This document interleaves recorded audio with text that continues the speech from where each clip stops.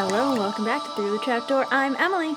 And I'm Ben. And this is our podcast where we read you Harry Potter fan fiction. Katie couldn't come over this week to record, and we didn't want to leave you guys hanging, so Ben's going to substitute. Kind of excited to be on here. Yeah? Yeah, going from editing a lot to now being a part of it. It's pretty cool. So, Ben, I feel like I should give you some updates about the podcast. Fire away. Did you know that we hit 10,000 downloads? What? Yeah! It's crazy! 10,000 downloads? 10,000 downloads. Holy crap. That's insane. It is bonkers, but welcome. And thank you. Thank you. Also, we just launched on YouTube. So if you prefer to watch podcasts on YouTube, obviously you're not going to see us. It's just our logo. But there are subtitles. That's pretty neat. Yeah. Especially if that's your preferred platform. How would we find you? Through the Trapdoor. There is no 16. All right, so we're going to continue Halloween. Ooh. Melody grabbed some sausage from the Gryffindor table and rolled them into a napkin before leaving the Great Hall. She didn't feel much like watching Mimi and Sirius flirt their way through breakfast for the third time this week. Neither Lily nor Remus had shown up, and James was in one of his brooding moods, so Melody, with no one to talk to, decided to go to the Marauders' headquarters and eat in solitude. Wombat, she told the entrance to MHQ, and a panel slid open, admitting her to the room. A fire already crackled happily in the grate, and there was a smell coming from the large red armchair that reeked suspiciously of marmalade on toast? Melody asked. Remus poked his head out from behind the armchair and smiled. You have a pretty good nose for a mere human being, he said, lifting up his toast so she could see. Melody smiled, escaping the masses. Or something like that, anyway, Remus agreed. Mind if I join you? I don't know, are you gonna start making out with Mimi? Melody laughed and plopped down on the couch next to Remus's chair. Not likely, she replied. So I gather that I'm not alone in my distaste for Sirius and Mimi's breakfast routine. Remus made a face. I don't know why they come out in public at all. Yes, well, Melody said, sobering somewhat. What would Mimi be without her little Sirius trophy to parade around in front of other people? That's not fair, Remus said, sounding a bit defensive. Oh, really? Melody snorted. And how would you interpret the situation? It's Sirius who's taking advantage of Mimi, really, Remus reasoned. After all, he's only going... He stopped for a moment and then glanced at Melody, then shook his head. I don't know. I suppose you're right. Oh, am I? That's very interesting, Remus. Why the sudden change of mind? Well, you know, sometimes your mind just needs a few seconds to work things out logically. Remus Artemis Octavius Lupin. That's a name. That is a load of horseshit, Melody replied, her eyes twinkling. Well, you know, perhaps. Melody laughed. So what were you going to say? I won't get mad, I promise. It's nothing important, just some random speculation, that's all, Remus said, not meeting his friend's eyes. About? Melody prompted. You're not going to let this get to you, are you? No, not at all. Remus sighed. Damn. He looked at the ceiling and whispered a couple things to himself. If you're praying to God for a distraction right now, it's not going to work, Melody informed him. You're going to have to tell me sooner or later. Well, later rather than sooner, I always say, Remus replied cheerfully, finishing off the last of his toast. He glanced at his watch.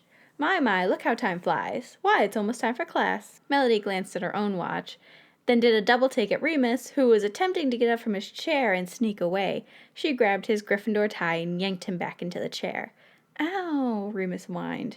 It's Saturday, Melody said, glaring, and I can't believe you almost got me. Question. Yes. Is all this happening while does she still have the sausage, like, in her hands? Probably. Okay. I'm just curious. I haven't strayed from that. He's eating, so, like, is she gonna eat while this is happening, or? I don't know. Okay. Remus smiled roguishly. All these years around the Marauders, and you're still gullible, Caldwell. How sad. Yes, well, it's not going to save you. Save me from what?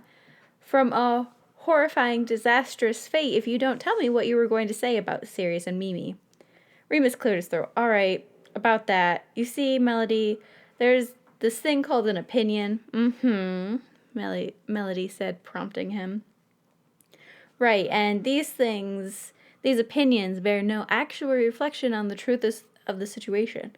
Uh-huh. Yes, so opinions may be stated are the mere thoughts and speculations of one person from one person's point of view at a specific time. And bear no actual reflection on the truth. You already said that. Oh, sorry, of course. So really what I'm trying to say is, this is just your opinion, and I'm not supposed to interpret it as the truth or otherwise act on it, spread it to other people, or harm anyone, including yourself, as a result of the things that are about to come out of your mouth. Remus sighed. You are so bloody brilliant, Melody. That's fantastic. Yes, I know. Just spill it out, will you? All right. You see, Melody, I think that Sirius and Mimi, I think that Sirius is in a relationship. I think what Sirius did in relation to Mimi, Hey, wait a minute. Melody, who was sitting up very straight and staring intently at Remus, poised to receive whatever information he was preparing to dish out, groaned in exasperation and flopped backwards onto the couch. I hate you right now, Remus Lupin. I hate you. Well, you never actually agreed to not interpret what I said as the truth. And you didn't agree to not spread it to other people or harm other people or whatever else. You just listed it all. You never promised not to do any of it. Melody sat up and glared at him. You are a smart little bloke, aren't you? Well, I try.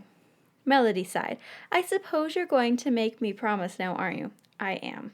All right, I promise. You promise to do what? All that stuff you just said. What stuff I just said? You know, Remus, you're making this far harder than it needs to be. That's because I don't want to tell you my opinion. Why ever not, Moony dear? Because you're going to twist it and use it against me later.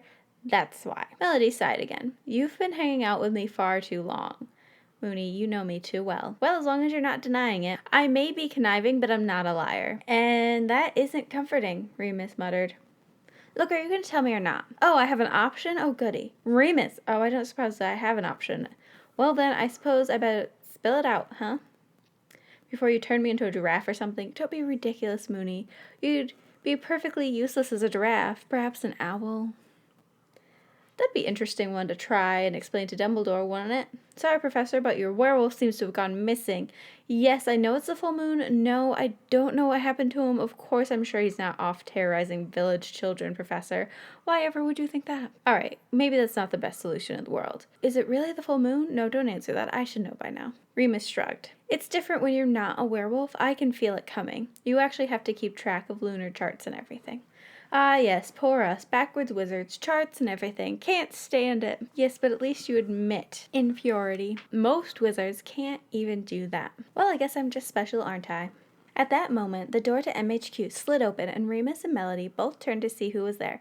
Remus, feeling as though he'd been spared a very ugly fate, stared at the ceiling, spread his arms wide, and yelled upward, Praise Allah! The person standing in the doorway jerked and stared at Remus as though he had gone insane. Melody, however, did not react to Remus. She was still staring at the figure in the doorway. Sirius, she rasped, her voice having gone mysteriously dry. Sirius cleared his throat. Hello, Melody. Remus leaped out of his chair, looking highly pleased. Well, he beamed. I dare say you two can find something to talk about on your own. Melody, don't you have a question you want to ask Sirius? He asked, scooting towards the door. Sirius stepped backwards, attempting to escape, but Remus shoved him in Melody's direction and dashed out of the room before Melody could stop him. Hey, Remus, Melody yelled, but the panel slid closed and the werewolf was long gone. Jerk, she muttered, glaring at the panel. Sirius looked rather as though he'd like to escape himself, but something Remus said made him intensely curious. He looked at Melody until her gaze returned to his. Melody blinked. It was weird, looking at Sirius. She hadn't actually looked him in the eyes in weeks. Doing so made her stomach feel a bit funny, queasy and nervous and unsettled, but kind of in a good way. It bothered Melody very much that she was still so attracted to Sirius, that his presence affected her so highly, and he seemed so unaffected by her. They stared at each other for a moment, and then Sirius shifted uncomfortably. So? Sirius said, breaking the awkward silence. Did you have something you wanted to ask me? Fool! Lucifer, Malfoy yelled. Clumsy, ridiculous fool! What were you thinking? Hans Codwell gasped. Generally, Hans Codwell was a very intimidating man. He rarely took orders from anybody, and anybody who dared yell at him was immediately silenced. Recently, however, his fortunes had taken a different turn, and he cowered before more rich, influential wizards in the last 6 months than he had in his entire life. As I've told you before, the loss of the shipment was not my fault. I've heard your excuses before. Can you do nothing for yourself? Must you always send one of your servants to take care of things? I thought by now you would have realized how pathetic your servants really are. Good help is hard to come by these days, you know, Hans said weakly. Another pathetic excuse. I'd call you incompetent, but that would be inaccurate even for you. You're just indebted, and you're worried, and you're getting clumsy. Yes, I know, No, no, no. No more of your ridiculous blubbering. I'm tired of hearing it, Lucifer snapped, sinking into a glorious green armchair. What of your niece? Still selling those hideous watches, is she? No, no, of course not. She's still intimidated by me. I think I've scared that bit of nonsense out of her. Hans replied, glad to have something positive to report. At least you've intimidated someone. That's slightly more comforting. Is she going along with our plan, then? She's going to resist a bit, I'm afraid, but I've pretty well pinned her down. She won't do anything to endanger her family. Will she be loyal to the cause? She's friends with the Minister of Magic's son, he ventured. She seems to share the minister's ideals. Her conversion may take some doing. Lucifer did not seem very impressed with this information. Potter's just a propagandist, and a pathetic one at that. Political brainwashing is easier to reverse than political idealism. So you think the plan's going as scheduled? Hans asked, feeling infuriatingly nervous and subservient. Lucifer gave Hans an appraising look, then he smirked, as though he was enjoying himself see Hans squirm. For now, he said dismissively, turning his attention away from Hans, and then as an afterthought, he added, I believe Voldemort may have his legion of young warriors yet. Hans sighed inwardly. Lucifer had always had a bit of a flair for the dramatic, and it had gotten worse since he'd become Voldemort's right-hand man. Hans was no great supporter of the cause, and Lucifer knew it. He was just a businessman, and right now a struggling one, and Lucifer, with his millions and his crackpot ideals, was taking advantage of that. Hans didn't care about the war or the cause of Voldemort's legion of young warriors. He just wanted his money back, and fast. Question? Melody echoed, swallowing. Sirius nodded, taking a few more steps into MHQ. Oh, right. No, I don't really have a question for you, she admitted lamely. Are you sure? Sirius asked, looking, if Miss Melody wasn't quite mistaken, a bit hopeful. She hesitated. Should she ask him something? Yeah, she said finally. It was nothing. Remus seemed pretty sure about it, Sirius ventured, taking a couple more steps into the room. Well, Remus is a weaselly little rat, isn't he? Is he? Sirius asked, his eyebrows shooting up. Since when? Since... Oh, never mind. Sirius hovered by the end of the couch. Melody bit her lip and stared at the fire. The silence was becoming very long and awkward, and Sirius shifted uncomfortably. Well, he said, fiddling with the bag in his hand, I guess if you have nothing to ask me, I should go. Melody fiddled violently with the edge of her sleeves. She listened to Sirius's footsteps as he walked away. The panel to MHQ slid open. Sirius! She yelled, turning round, leaning over the back of the couch. Sirius, who was still standing in the doorway, jumped a bit and turned back round. What? Melody stared at him, feeling dumb. There was a question she wanted to ask him, several actually, but now didn't seem the appropriate time. She thought about inviting him to come sit down and opened her mouth to do so, but one of her questions fell out instead. Sirius, why aren't we friends anymore? He stood in the doorway and blinked at her. The panel began to close and ran into him. An idiot. He jerked and stepped into the room. Melody wished he'd come sit down by her, but he just stood there staring at her for a bit, as though he couldn't quite figure her out, or couldn't quite come up with a good answer to the question, or wasn't sure what he wanted to say, or wasn't sure he wanted to stay and talk to her at all, or some combination of the above. You can come sit down, you know, Melody said finally, silently wishing that was what had come out of her mouth in the first place. Sirius moved finally and sat down in the armchair Remus had been occupying. He dropped his bag on the floor next to him and stared at the fire for a while. Melody began fiddling with her robes even more violently than before. It was a stupid question. She was stupid for even asking it. She knew the answer. Well, she thought she knew the answer, and she expected Sirius didn't appreciate her asking, but still, if he really was over her, then why should it matter what had happened between them at the end of the summer? Couldn't he have a girlfriend and girlfriends as well? Not that she had been the most open, friendly soul since the start of term, but if Sirius cared about her at all, why would he just keep ignoring her like he had been? Why do you think, Melody? Sirius asked finally, and Melody's head jerked a bit as she lifted it to look at him. She was currently unaccustomed to hearing Sirius's voice direct something towards her, and she'd become specifically unaccustomed to hearing him speak her name. She liked the way he said it. It was just as good as when Paulo said it, but no, she shouldn't be thinking about Paulo. That was what had gotten her into this mess in the first place. Part of the mess, anyway.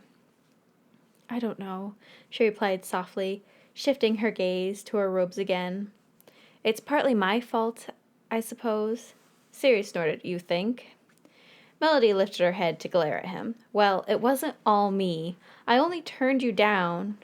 That's all. It's not like you haven't been turned down by girls before. Sirius stared at her. Melody would have given a million galleons and her entire shoe collection to know what was going on in Sirius's mind at that exact moment. He looked at her for a long time, and Melody shifted uncomfortably, her eyes slipping away from his. Maybe James was wrong about you, he said, frowning. Melody's eyes snapped back to his. James? What has James have anything to do with this? Nothing, Sirius replied quickly, rising to leave. Don't you say nothing to me, Sirius Black, Melody snapped. What did James say to you? Don't worry about it, Sirius said, shouldering his bag. It's just really stupid, that's all. Well, if it's about me, I think I have a right to know. Maybe you have a right to know, Sirius agreed, but I'm not going to tell you. Don't walk away from me, Melody shrieked, leaping over the couch as Sirius approached MHQ's exit. You're going to tell me what James said to you, she insisted, grabbing Sirius's arm and turning him around. Sirius glared at her. He was a good 5 inches taller than her, and it was a very imposing glare. Fine, Melody said. Even if you're not going to tell me, I don't want you to leave like this. Why the hell not? Because I'm sick of not being friends with you. That's why, Melody blurted out. Sirius's glare disappeared, and he blinked at her again. Melody was very proud of herself for not blurting out any of her other feelings regarding Sirius. Well, Sirius said, clearing his throat, I suppose I could stay and talk a bit, if that's important to you. Melody nodded and looked up at him for a moment, and then did something that surprised both her and Sirius. She circled both of her arms around Sirius's chest and hugged him, burying her face into his shoulder. After a brief moment of shock, Sirius wrapped his arms around Melody and let his head drop onto her hair. I missed you, she whispered so softly she thought he couldn't hear it. She was very surprised when Sirius said, I missed you too. Aww. If they would both just stop being idiots, they could just be together. Mm-hmm. But they're both just being idiots. I don't know why. James, Lily thought, I think I may be in love with you, or at least in love with your mouth. That was a really strange thing to be in love with, Lily reasoned. It didn't sound odd to say that you loved someone's kisses, but it sounded rather odd to say that you loved their mouth. It was true, though. She did love James's mouth. Only when he was using it to kiss her. She didn't particularly love it when he was shoveling food into it. And she supposed that if he were using it to kiss someone else, well, she wouldn't be too fond of that either. Of course, since she was now officially his girlfriend, she didn't expect to find him kissing anyone else anytime soon. He was currently kissing her neck. Lily enjoyed this. She got wonderful tingles when he kissed her neck, the tingles that were a good thought eraser. She didn't have to worry about anything when James kissed her neck. She didn't have to think about Lynn or Aura training or her meeting with Dumbledore or the Halloween ball or, Holy Mother of Merlin, her meeting with Dumbledore. She shoved James away and looked at her watch. 10:57 it read. Holy crap, Lily said. How long have we been up here? James checked his own watch. He shook his head and then shook his watch and then checked to make sure that it was still ticking. Then he checked his watch again. An hour at least, I'd say. I'm surprised we're not both deathly ill, Lily said, wondering why she was thinking about her health and well-being when she knew perfectly well her cloak had several spells on it to protect against cold and illness. She stood up and detached her broom. Where do you have to go in such a hurry? James demanded, standing as well. My meeting with Dumbledore's in 3 minutes, she informed him, glancing at her watch again. Shit, make that 2. James kissed her. Well, I'm sure you'll be fine. Dumbledore won't care if you're a few minutes late. I care. James was not concerned. He kissed her again. It will be fine. Lily sighed, shoving her wand back in her pocket. I suppose I just hate being late. Don't worry, James said, kissing her on the forehead this time. I'll see you at lunch? He asked. Lily nodded, standing on her tiptoes to reach James' lips for another kiss. He was happy to cooperate. See you. See you, James said, watching his girlfriend fly away. She was really a terrible flyer. Oh well, she was a good kisser. He supposed that made up for it. So I know Katie and I normally drink wine, but Ben and I are drinking coffee because we're both new parents and are tired. It's that baby life. Well, any thoughts on the story? Teenagers are dumb. Agreed. Sorry if any of our listeners are teenagers. I was once a teenager. Just say it. Yeah, just tell the person you love them. Just say it. Thanks for having me on. Of course. Thanks for being on and filling in for Katie. Happy to do so. All right. We will see you guys next week. See you next week.